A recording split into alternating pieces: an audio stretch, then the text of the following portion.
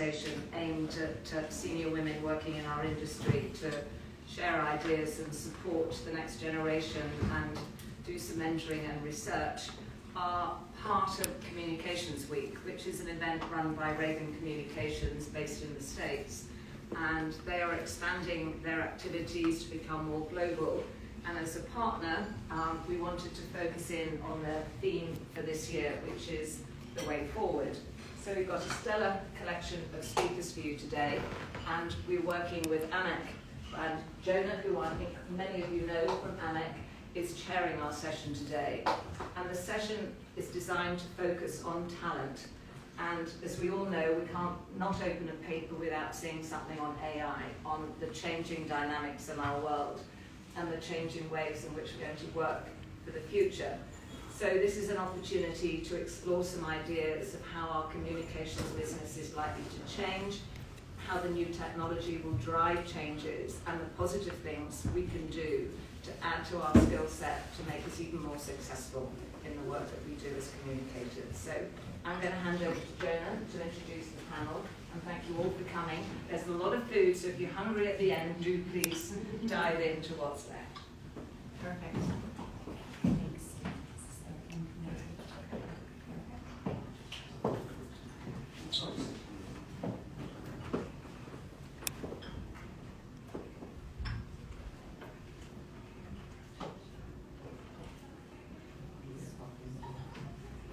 Thank you, Sue. It's always a pleasure to be partnered with GWPR, and I'm so grateful that we're doing this year's event in London. We did last year's event in New York, but lovely crowd here. Not that it's a competition, but you're winning, nice. All of you. So yeah, so definitely go with that. And you know, we're very pleased to be looking at the future, you know, because that's really the theme of the event this year. And it's important to understand how we can have a strong future, and that requires a lot of talent nurturing, talent acquisition, which is something that all of you are probably experienced on some level now. And so it's something that we have this very esteemed panel who's going to talk with us about it today. And I'm actually going to let everybody do their own elevator pitch, do their own introduction, because I think it obviously puts them under a lot of pressure, which I like, but it also gives you a sense of how you can best connect with them and where those priorities are that they might be having. So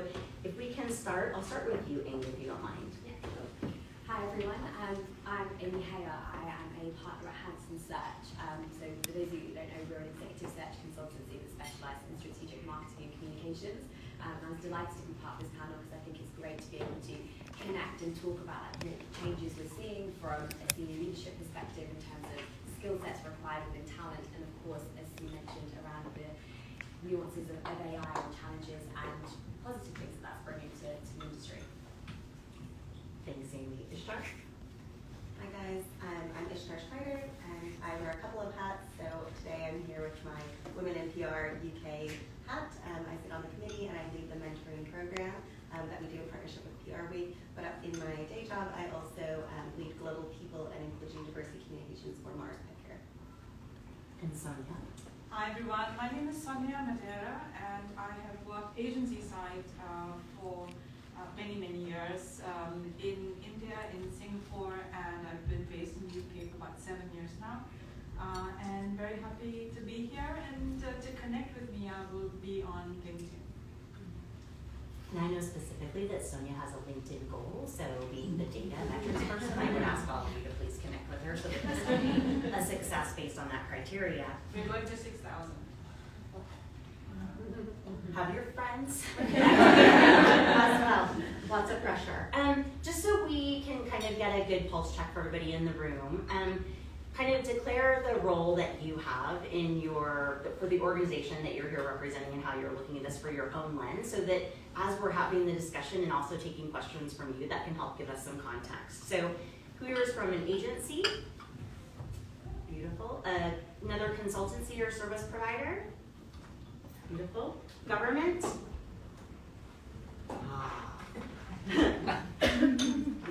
In-house? Great. And not-for-profits? Beautiful, beautiful. So when we talk about about leading the way, I think we have an excellent mix, except obviously everyone in government decided they had something else more important to do today. Weird. But those leadership skills that are going to get everybody kind of through this cycle and to that next level are increasingly important. And Amy, I want to start with you because from the recruiting side and that positioning, I think you're seeing a lot of this on the forefront for how people are starting to model and change what they're looking for. So can you talk about specifically in PR and comms, what are those skills, the soft and the hard skills that people are kind of mandating of you when you're going out and looking for a new candidate?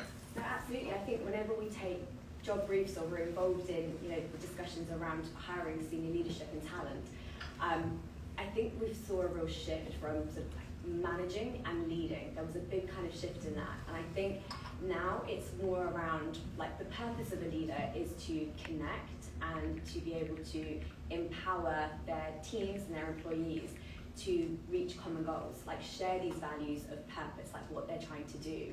And so I think within comms and marketing, it's very much around how do you communicate with your business, whether it's agency or in-house, how do you get our teams motivated and connected across the whole organization.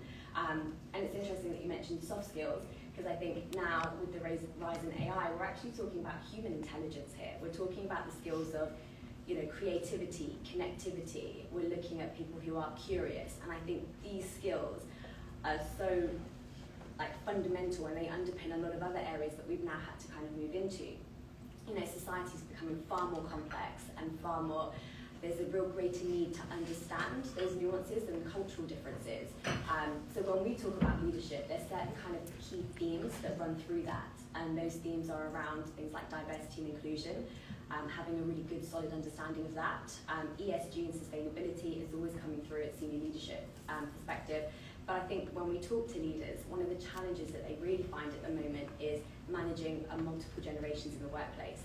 There's lots of other kind of differences that are coming around with sort of hybrid working and demand for people to be back into the office and kind of knowing how to navigate themselves through those changes, which leads again to human intelligence, which is around how to be adaptable, how to kind of communicate effectively, how to connect with your people. So diversity and inclusion, ESG, at the forefront. But I couldn't answer this question without obviously mentioning technology, and you can't open anything that doesn't talk about AI at the moment. And I think the reason for AI to become so much more kind of talked about is because it's become so much more consumer focused. ChatGPT made it so much more at the forefront of everything we do. But reality is we've been working with AI and PR and comms for a long, long time. I think CIPR just recently did a report on how humans are still needed within PR and comms. I mean, 40% of the work that PR and comms do are using AI tools already. So this isn't anything massively new, but it's definitely gaining pace. And I would say it's only recently, and I mean recently, literally in the last few days, we've seen job descriptions come through now saying that they would like a senior comms manager, for example, to have an understanding of AI.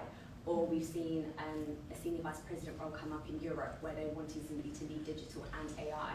So I think we can continue to talk about this a little bit more, but I think from a senior leadership perspective, there needs to be an understanding of it. But I don't necessarily feel we need to hire an expertise-specific talent within that at the moment. But fundamentally, I think for good senior leadership within PR and comms, it's human intelligence and an understanding around diversity, inclusion, and ESG with a touch of technology. I think that's so important, and looking at all of those elements, I think when we absolutely have to connect the human side of it. Are you seeing more women get placed? I mean, are you seeing that there are advantages definitely for women executives in either the manage or the lead role that you mentioned where people are distinguishing that difference? What are some of those opportunities and the challenges that you're seeing for women exploring those roles, trying to get those roles specifically that could potentially be a help for people here today? Yeah, PR and comms can be a very fairly female-dominated area, so I do feel like a lot of the roles that we work on, whenever we look at shortlists, there is a good balance, and it's more about the individual and the person. It's about that person who is hungry and really wants it. I think when we talk about human intelligence and we're talking around things like empathy or nurturing talent or bringing people on a journey, sometimes that naturally lends itself more to different characteristics of a female, but that's not to say that men can't do it as well.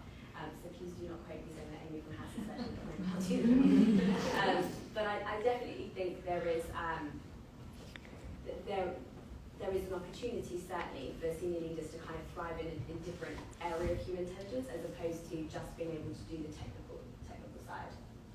I think that's really powerful, and arguably in comms we might already over-index on the EQ scale. So I think having someone to bring that balance of the business in and the understanding of how culture becomes that ecosystem internally that is that living organism is such a critical piece to be able to develop and nurture that, as well as turn into something that's healthy and to be able to identify that. So it's really powerful, and it is not gender neutral or gender specific, but I think there are always opportunities where we can take advantage of that. So thank you so much for that. Ishtar, I want to go to you next. When we look at kind of the other end of the funnel and growing that talent pool, I know that you've recently done some work with PRC.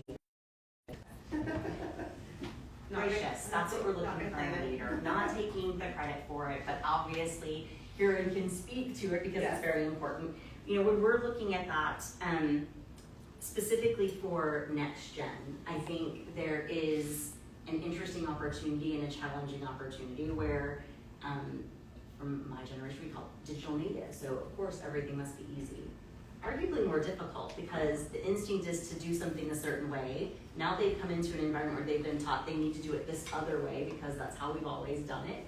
And now we're all learning something new. So what are those advantages potentially that they have? So what's some of the data talking about that can help everybody here as they are planning and developing their teams moving forward in that next generation to assure sustainability for themselves? Yeah, I think it's an important question because, speaking to that PRCA data, it was the PRCA Next Gen group that just put this report out, and I found it really interesting because it talks a lot about the expectations of this new generation, right, as they're coming into the workforce, and it really highlighted the fact that one, young talent doesn't really know about PR and comms as a career, and so that they're actually starting a career or study in a different area, finding a PR or comms course along the way, and then realizing, oh, I really like this, or this is interesting to me, and then kind of changing course. It was like 60% of people, and so we're missing out on a huge portion of young talent who just don't know what PR and comms can be. And we were talking about this earlier. They don't understand that it's crisis and public affairs and social media and events. I think a lot of people still have that legacy that it's Samantha from Sex and the City, right, as what PR is. And it's not that, but it is also many other things, right? So I think there's a lot of work to be done, for us to better PR ourselves, because we're really good at doing it for our clients, and we're not very good at doing it for us as an industry as a whole. And it's been this way for a long time, and so I think, we're also talking about there are cultural barriers as well. A lot of cultures, I'm half Asian, and a lot of Asian cultures don't see PR as a career. You have to be a doctor or a lawyer or another kind of laudable career. And so I think there's work to be done before people even get to uni stage, and we should look at people who don't have a uni degree as well, in terms of social mobility. So there's a lot of different things, I think, feeding into the funnel. But also something that came out of that report was that, this next generation is really expecting employers and companies to help them grow, right? And I think that's always been there, but the expectation is higher than it's ever been. And so I think they're really looking for continuous professional development, both within the organization and without, or outside. So looking at, how are you helping me grow in my role, but also how you can help me find things outside to go to, right, courses or conferences or events like this, right, where I can go and learn and develop and flex my skills. And so I think, we need to understand that expectation. And if we're looking to keep talent, so I think half of it is not just hiring in, right, because hiring in is hard and expensive.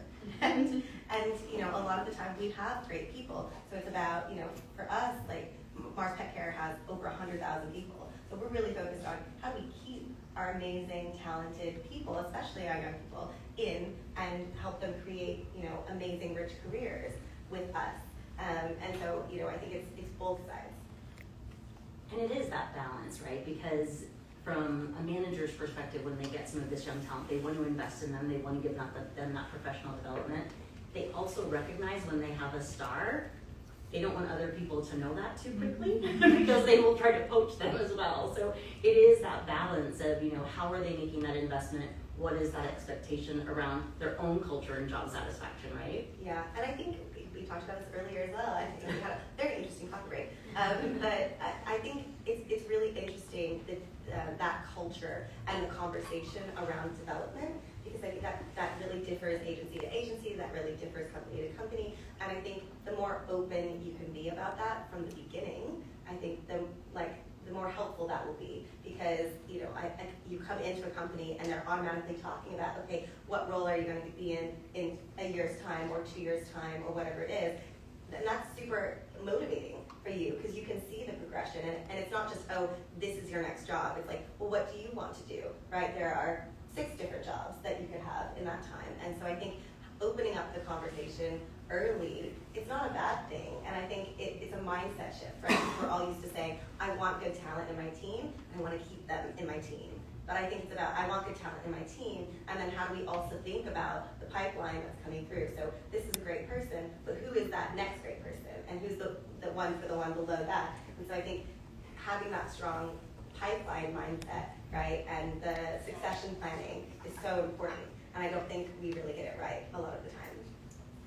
Yeah, I was just going to say, kind of following on from that, I think it's also responding to the generations that we are working with and junior talent coming in. They don't want to, when they come in, they don't want to know just about the job they're doing right now. They want to know what's the job they're going to be doing in their promotion, like what do I need to do? I mean, I remember doing an interview with a guy and I did his whole offer, and I think he had a 3-month notice period, and then a month before starting was like, so I want to talk to them about promotion when I start. And I was like, I don't know, let's go in and do the job that we can do. But it just goes to show like the priorities for people going into business and going into new opportunities. It's not just about I'm coming in to do a role and I'm going to prove myself. It's around what can this company do for me? Where is it going to, advance my career? Where am I going to be? And the moment they feel like that's not happening, they will be on the phone to me and they'll be like, get me out, I'm looking for something else. So there is a huge appetite for development, for progression, for kind of moving on and wanting to be upskilled as well. I think it's just jumping onto your point. I think it's a balance, right? Because I think this is where some younger generations have this, kind of stereotype that they're entitled, and I don't think it's that they're entitled. I think that it's that they are looking at the future, and then they are wanting to grow, right? They're really hungry for it, and so how do we enable them to do that while also doing a good job in the role that they're hired for? And that's a real culture piece from the day one. If you can't say, okay, these are the other 6 jobs that people who were in your position have now grown to, but that hiring from within and building and develop that team, that is a culture piece that sometimes gets lost, right? Because people almost post something internally as a tick box exercise, as opposed to really thinking that there's talent in-house for them to be able to develop somebody. So that is that what we say, what we do, and how we're going to, be true to that I think this next generation is very effective at holding people to account. So I think that's a beautiful thing. It's an opportunity, but a beautiful thing for so many reasons. And Sonya, I want to go to you because I think in talking about the leadership skills from an agency perspective, I think even building and developing the team, it can be such a challenge because you work with in-house teams and those expectations and those roles. So what are the differences that you see specifically in an agency, and kind of how does that differ from some of your in-house counterparts, and what are some of those fun conversations? Thank you. So just to kind of set the stage, and I see a couple of gray hairs in the room, and I started working at a time where we were just starting to use computers in the office, and they were black with little green dots on the screen. It was called WordStar, and we worked on the launch of Microsoft Office and the rest of it. And I still have a job, and I'm grateful for that. I've survived many technological changes and inventions, and still standing. So I'm feeling very good about this. From an agency perspective, though, I would say that when I started working, I was just happy to have a job. I wasn't thinking about, one day I'm going to lead this team or do something different. The jobs that are available today just didn't exist. We had, you were an account executive or an account manager or an account director or a managing director, and those were the options that you had. And you pretty much did everything. But I came across a recent study by the Center for Creative Leadership, and they did this in Asia. Asia Pacific, interestingly, is actually 62 different countries, but when we talk about Asia, I refer to kind of India, to Japan, and down to Australia and New Zealand, just in terms of context.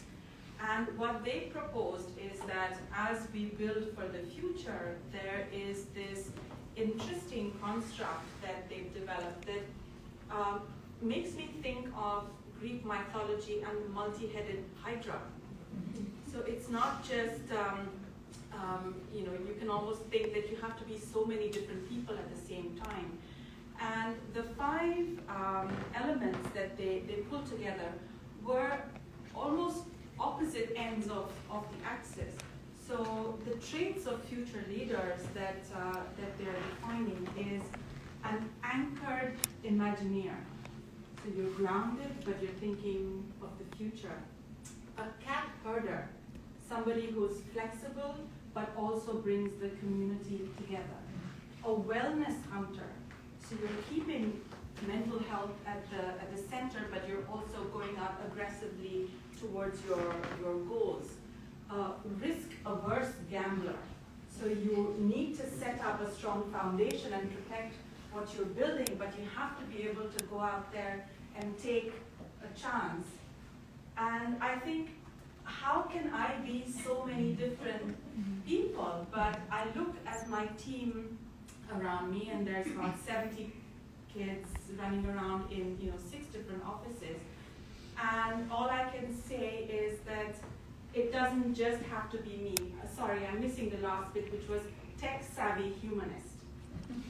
Right? So that completed this kind of potential holy grail of future leadership. And I'm excited about that because I have some of those skills, but I can look to people in the team or bring in people from outside to complete that circle. And that will give me the organization 5 years down the line, 10 years down the line, something that we can really look forward to. So for me, agency side, that's the kind of elements that we could look forward to.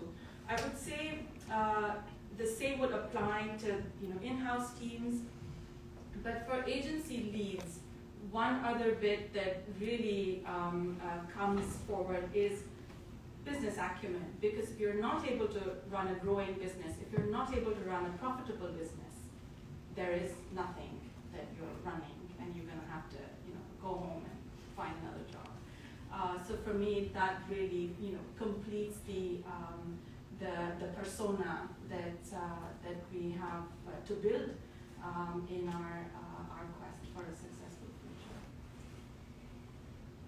Your examples are mildly horrifying as an absolute torture of the English language. And when we talk about using those in a region where English is not their native language, I can only imagine the success that will be driven by those opportunities. So a real juggler kind of navigation of those things.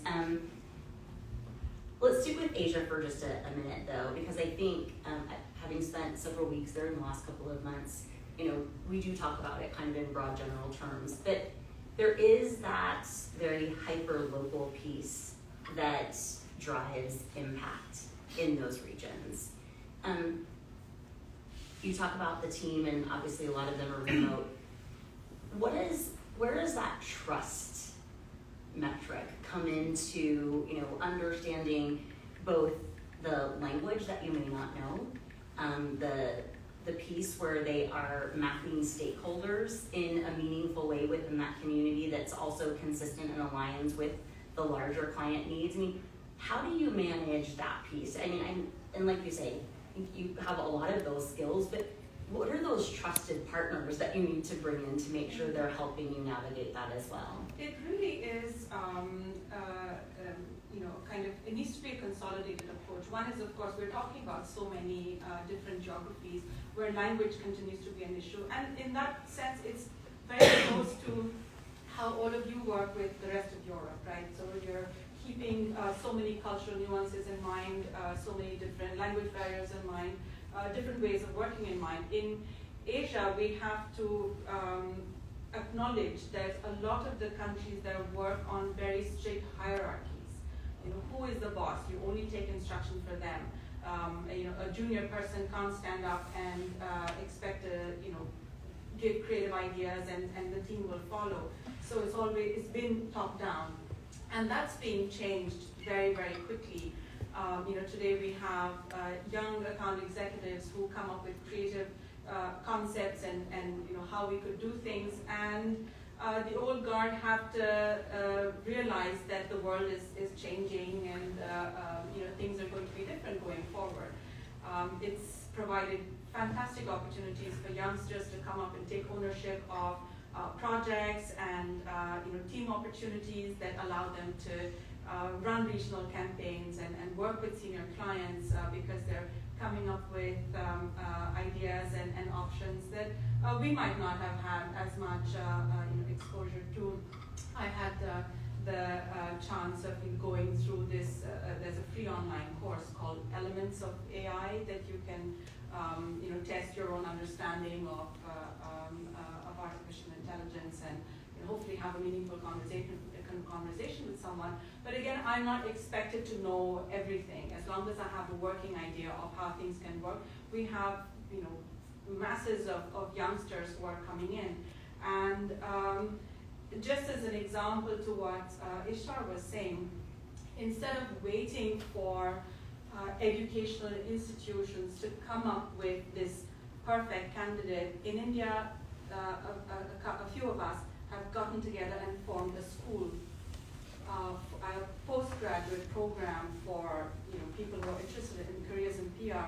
And that program over a year covers so many of these new elements that helps youngsters going to the workforce get a good understanding of what the existing leadership expects of them coming in. And we have 100% placement rate for the students who are coming out. And we hope that every market can then have industry practitioners getting involved in creating the next generation of employees that they will hire and giving them the best chance of success as they start to engage with clients outside. That's amazing, and I will just say that I am very thankful that Mark Zuckerberg was not correct, that avatars will be the great neutralizer for all humanity and society. Yet, give it time, you might, but I think there is that piece that, some of those cultural norms will be shaken, but very hard to totally break down. And it would take a generation, I think, before. At least, because I think there is still where they're willing to interact virtually. There is nothing that makes the same type of impression in certain regions. I think Asia is one of those broad areas where it is of that connection, of that exchanging of the gift, of that exchanging of the ideas that has a whole different power magnitude when you're in person versus on a screen. Very true. Yeah, it's quite interesting for something that is so technology driven, right? In so much of the growth and so many of those opportunities. So we don't totally lose it, thank goodness. So Ishtar, I want to come to you and put the pressure on you for a second. I know, big shoulders, you can handle it. So, and if you don't mind, you have unique experience having just come from the agency and now in-house. What are those leadership skills that if you were to kind of look around the corner that you see we're needing because we're lacking? And I think you talked a little bit about some of those, but where are you finding people developing some of those skills? Is it that reverse mentoring? Is it mentoring? What does that look like in the mentoring program that you're running through GWPR? Yeah, it's a good question. So I would say, yeah, just for context, so I was at Edelman for the last 5.5 years, and I've recently moved from Edelman in-house. But I was agency my whole career before this, and so I very much thought of myself as an agency girl. But so I do have kind of both perspectives, and I think, you know, it's, when I look at how we're talking about talent and leadership, I think there's a few things, and some of them have been covered already, but I think one of them is really around resiliency, right? We know that, like, we're in a very tough operating environment externally for everyone, right? We're all facing headwinds and, you know, lots of different things, geopolitical conflict, all of these, you know, kind of external challenges. But there's also lots of things internally that you're dealing with if you're in-house or agency, right? Lots of moving parts, lots of changing client needs if you're on the agency side. And so I think building that resiliency is really, really important. And I think, you know, it's something that we talk about a lot, but I don't see a lot of people actually implementing any support or programs to help with specifically. So I think that's an area where we, for leadership, really needs to be able to kind of manage those competing demands. I would say from like a health and well-being perspective, and I think it goes to what you were talking about for younger generations, I think we're dealing with this issue that we've never been more connected, but we've never been more alone, right? So people are connected digitally, but they're actually not getting that human connection. And so we talk about the humanity a lot when it comes to talent, and you need to be able to bring your team together, who are all working hybrid most of the time now, not necessarily coming into the office all of the time. So I think it's an empathy and a compassion and EQ thing a lot of the time to be able to lead teams in that hybrid way. I don't think, you know, people, there's not like one answer to that, right? Because I think flexibility looks different for individuals. And so I think that's where we really need to be careful that we have, you know, an equitable approach to flexibility, but that also means like a very human and individual approach, because people are dealing with, you know, community caring responsibilities, or, you know, in Women in PR, we have a lot of moms, right? So you might have young children, you might have grown children, you might have children with disability, you might have a disability, you might have parents that you're looking after, like older aging parents. So, you know, everyone's dealing with something, and your needs and support are going to be very different.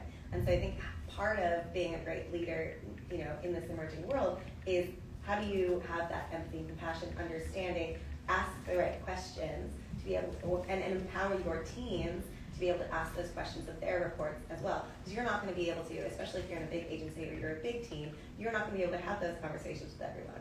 So how are you creating that culture where you can have those conversations and people feel like they can ask for the support that they need? Because I think half of that is that empowerment piece.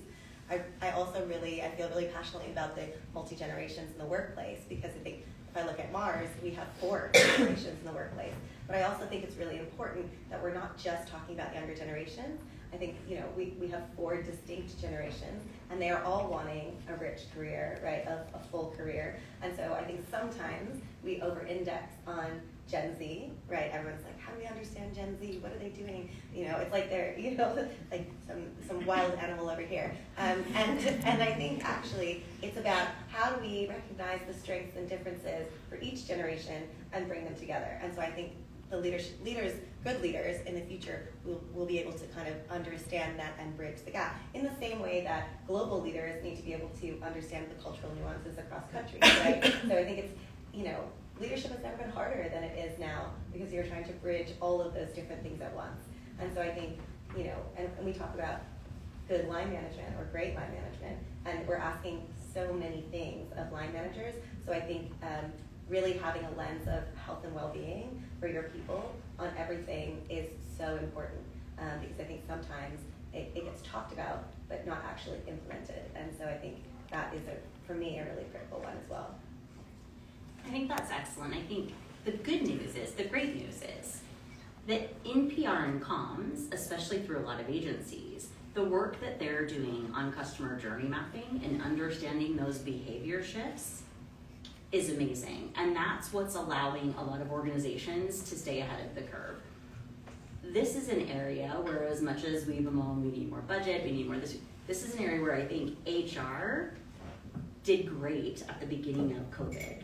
But then everyone immediately decried survey fatigue, feedback fatigue, all of these other fatigues. And so I think now that's left some of those internal mechanisms somewhat behind the curve on really how they can understand and work with the internal teams in a meaningful way to see how those needs are shifting, right? Because I think they shift very quickly around a certain issue that is polarizing, around something that could be a company statement. And so I think, Amy, if I can go back to you, you talked about that AI piece, which in the last year, everyone has been breathless about it, even though it's been in the industry for years. And I think it's because they're now more hands-on with it in a way of, I am a prompt engineer. No, you're not.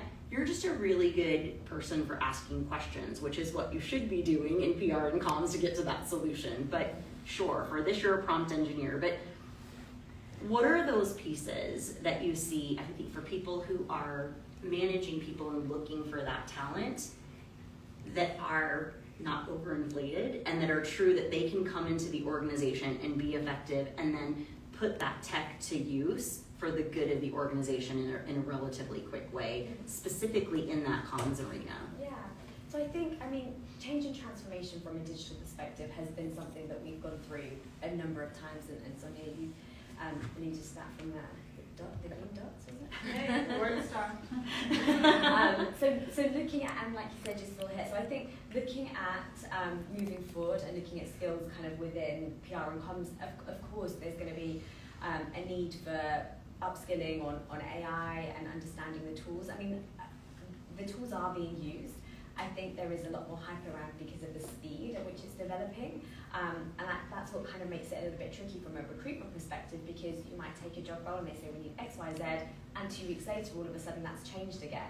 So sometimes for us when we're hiring, it's not necessarily about the technical capability, but it's about the mindset and having somebody who is willing to learn, somebody who will happily put themselves on a course, or a business organisation say, we have this program, we want you to go on it. Actually, we have a really good mentor in our creative team that we want to partner you up with. And it's kind of more around having an individual, bringing in somebody who is open to innovation, who is open to change, and wants to embrace it and become better at their job. So I think when we're hiring, we're looking for individuals who show curiosity, who show interest, not just on the job, but outside of it. Like, what are they doing outside of their day-to-day role to show that they're keeping on top of, the trends that are moving forward and changing? What events have they been to? What conferences are they learning? And what can they bring in? Because it's still very much an unknown in terms of where this is going to take us, but you want to hire people and bring people on a journey with you. So they have to come with an ability to want to change and want to be adaptable and agile, and that comes from every level, not just kind of juniors you're bringing in, but even senior talent. One of the biggest questions in senior talent whenever we're interviewing is around innovation and creativity. And a lot of people, if they are using answers around AI to bring that, then that's really demonstrating current knowledge and a current need to innovate and to create. So I think that's what we're saying. I could jump in on this if I may. I'd like to introduce you guys to the concept of my mom. So she's obviously a generation ahead of me, and my parents moved to Australia a couple of decades ago. My mom they were musicians, so they played in a band all their lives, and then they had to look for a day job in Australia. After many years of looking, my mom found a job as an accountant.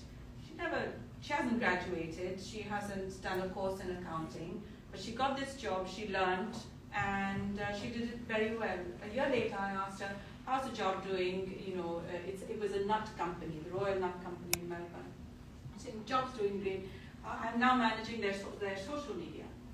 I was like, oh my God, that's amazing. So she had gone on, she had learned how to manage, put up Facebook pages, take photos, and I was like, you know what, if I can grow up to be like my mom, I would be in a very, very good place. And that really, sorry, I had to, you're talking about attitude more than anything else. My mom's 70 plus. And she's currently learning how to self-publish a book that she's writing on the weekends. So I'll come back to all of you on that, but let's all be like mom. Yeah. I love that. I was going to pick up on the point you made about mentoring and role modeling, because I think that's super important when we're talking about leadership.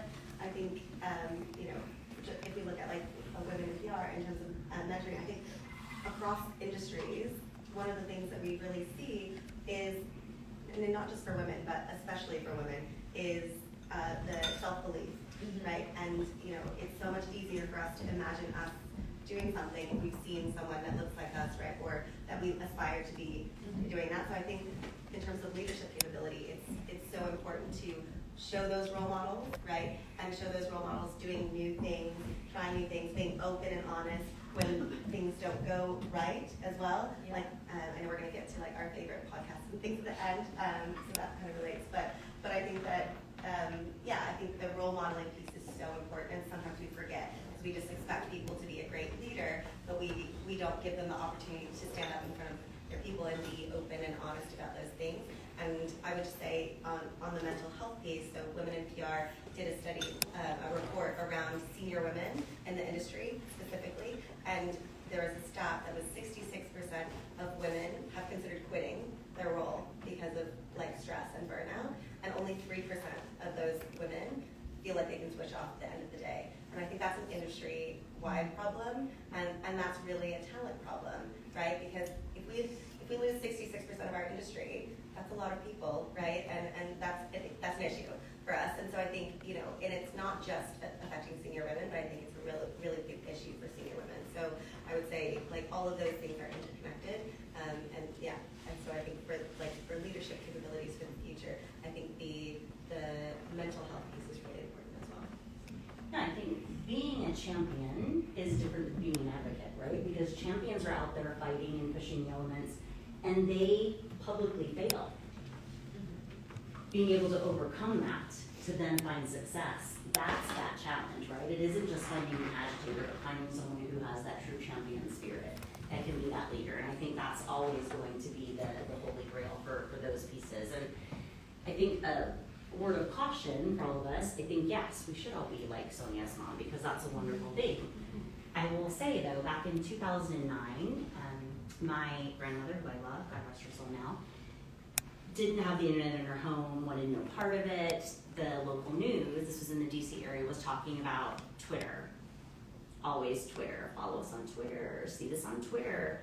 My grandmother didn't know what that was. So she, not having a computer, a phone that could text, nothing, she called the station and she asked them. So we were sitting around in a family environment, and my uncle said, oh, but what's Twitter?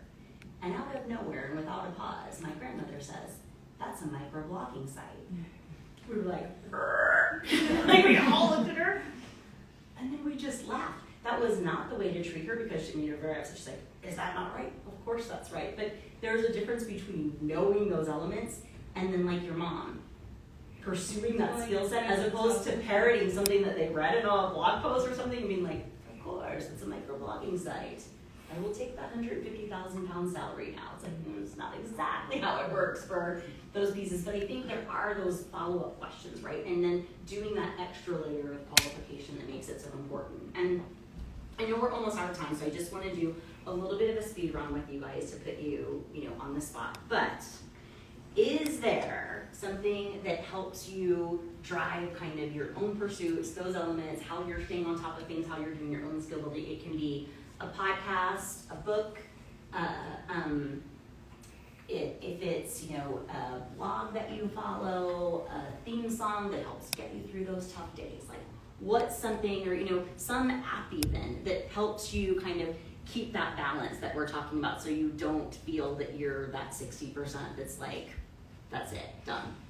I'll start with you, Sonya. So 50 plus me. I'm also perimenopausal. Women in the room, say hi.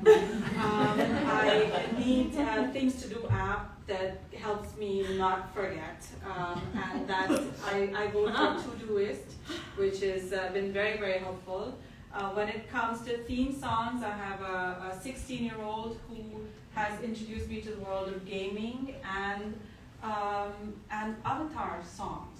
So they have these, simply put, cartoon characters that sing, real people actually voicing them.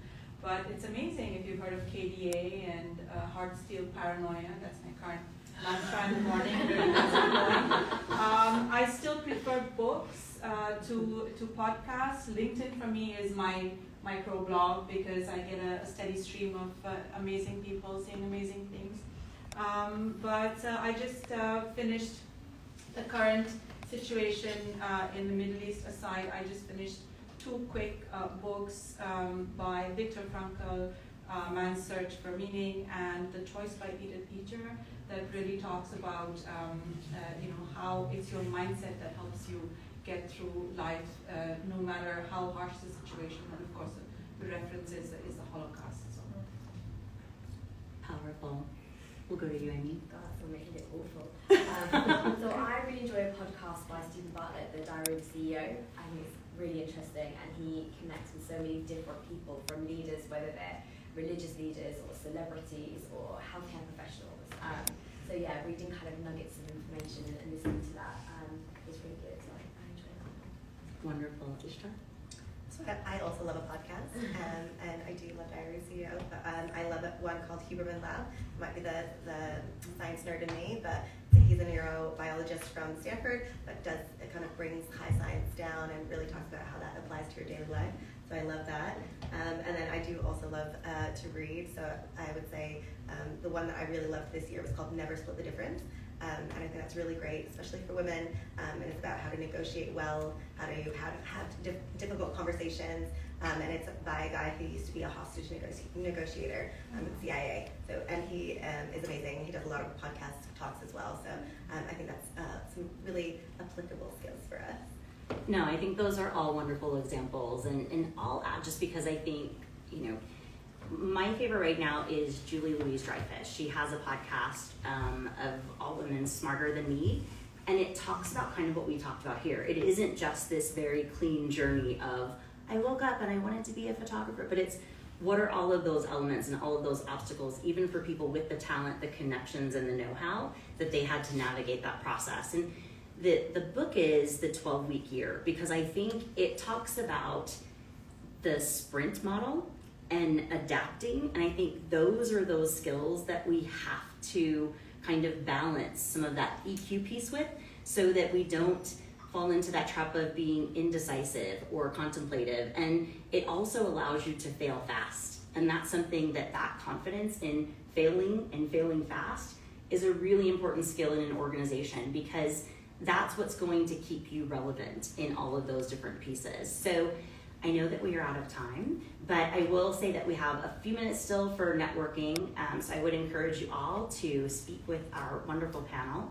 Before we end, though, it would be remiss if I didn't thank everyone at GWPR for welcoming AMEC to share this event with you, and for the support of Comms Week, especially for Sue and for Pima and for Claire. I think you guys do amazing work here and globally, truly the Global Women in PR. I recently met with Global Women in PR in Bulgaria and in Singapore, so they are everywhere. It is wonderful. So you have a built-in network of really smart, talented, wonderful, kind people, just like we see here, just like you've seen the leadership of Sue. And so I would encourage all of you to understand and be a part of this community too.